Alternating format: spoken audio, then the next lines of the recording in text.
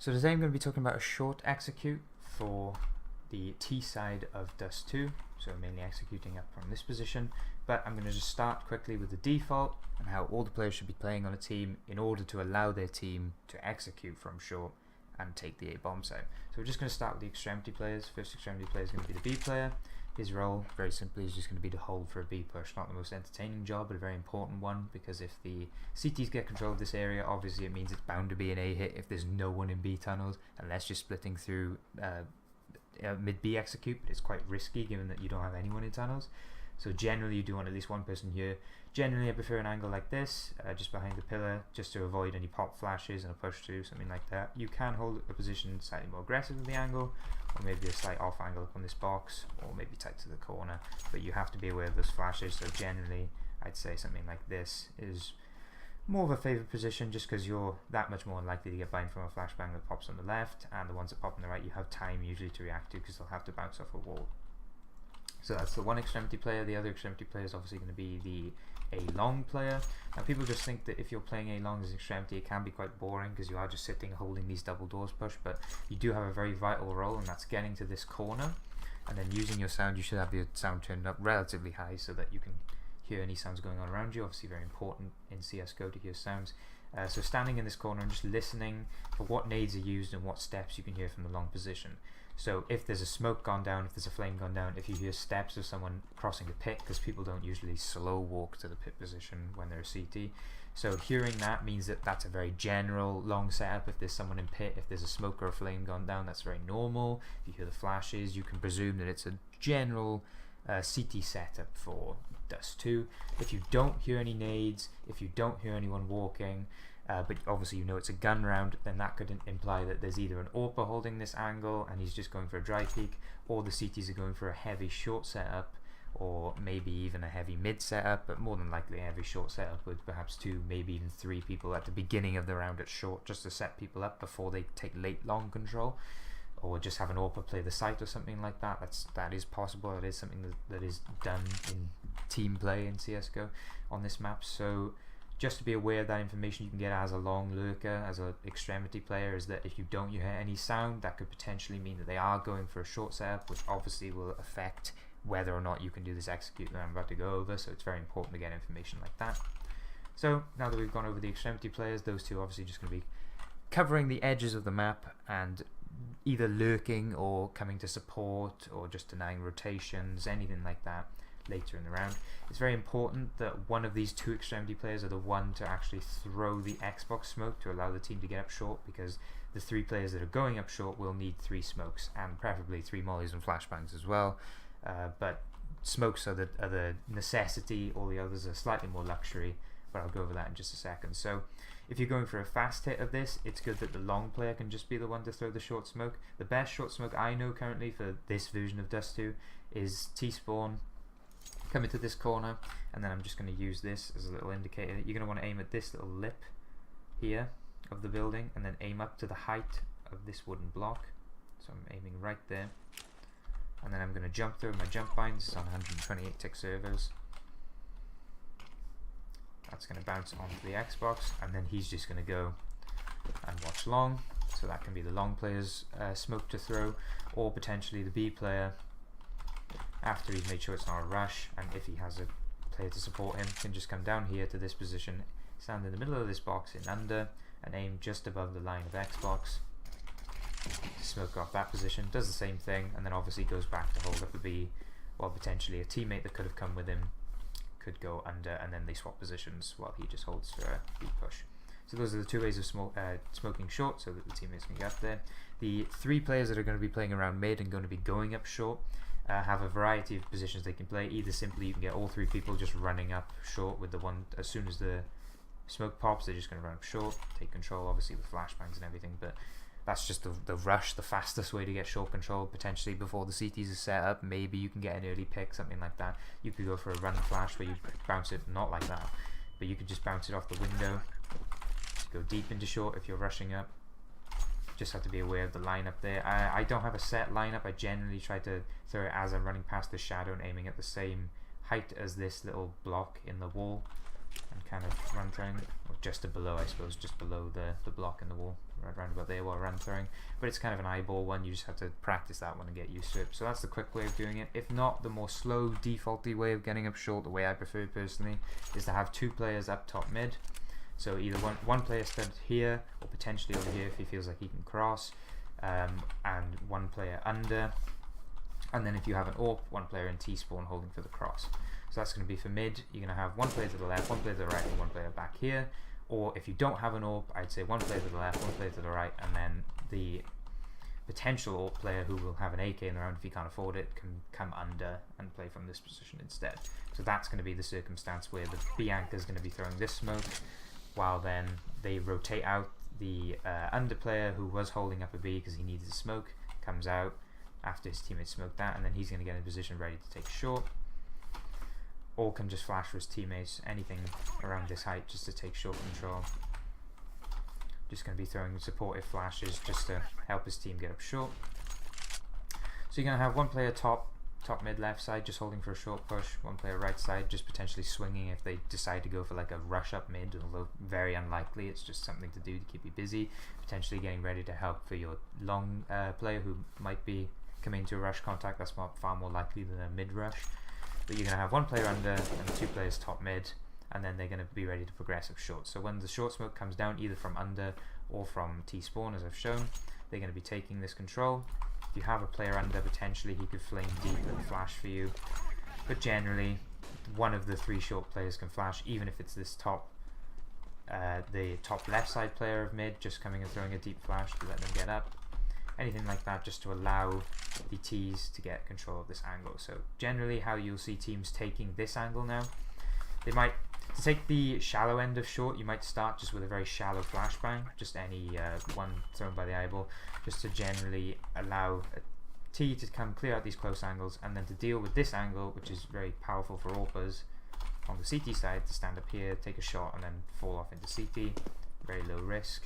It's quite difficult to find a flashbang that blinds that tight of an angle, although you can find them. So generally you might find T's throwing just a light flame off the edge of the wall like that, and that will then, oh my god, hold on. That will then spread to an angle like this, so they have to back off, and then a flash will come over and blind them as they're falling back. That's generally a more common thing to do now. And in terms of a flash, just for the common angles of short, not the tight one, you can just throw a double click flash, push both buttons down at the same time, back against this wall. Obviously the short smoke will be up, and then roughly at the height of this roof, doesn't have to be specific, flashbang comes over, you can clear out the close angles. So once you've got the close angles, you've definitely taken short control, you've got a player on the extremities, and 3 players in short, you can then begin your execute. So the first smoke is going to be from this position, just going to be, I like to sit in this corner and just aim at that top left box and right click. That's just going to be a close smoke.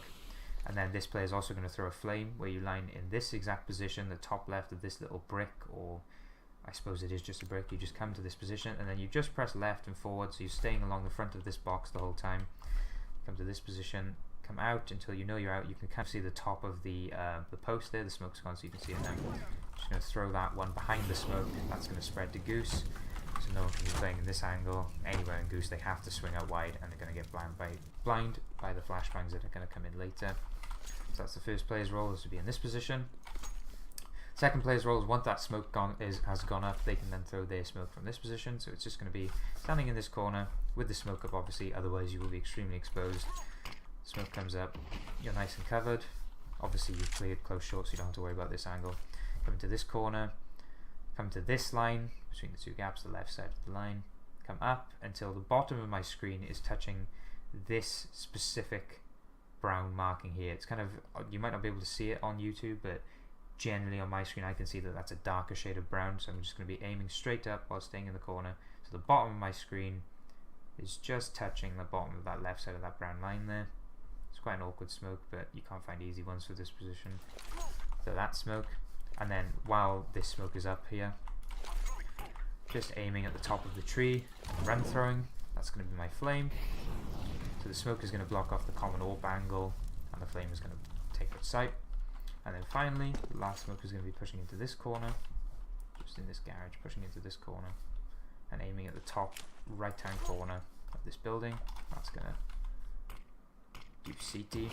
Don't particularly have to throw a flame from this angle, you can save it for ramp later in the execute.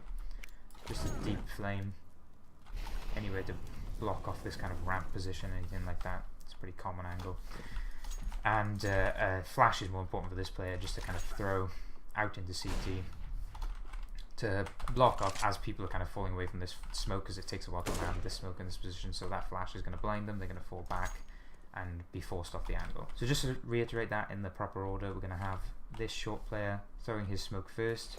This smoke is very important because it denies information from the CTs. Obviously from any common position you can't really see exactly what's happening up short, and it's going to allow then your teammates to throw their smokes and mollies as well. So once this smoke comes down, you're on a time of 18 seconds before the smoke fades to be able to throw your smokes. So that smoke goes down. As soon as that smoke goes down, this smoke and this flame is going to come out at the same time as this smoke and this flame. That smoke and this flash is going to come out, and then with this flash, this player here who's thrown his smoke, his teammates begin to throw his smoke. He lines up his molly. He's then going to be ready for that flash to come around, just standing up here making sure he's not blocking the flash. The flash goes out, he jumps out, and he's going to be the player to go CT.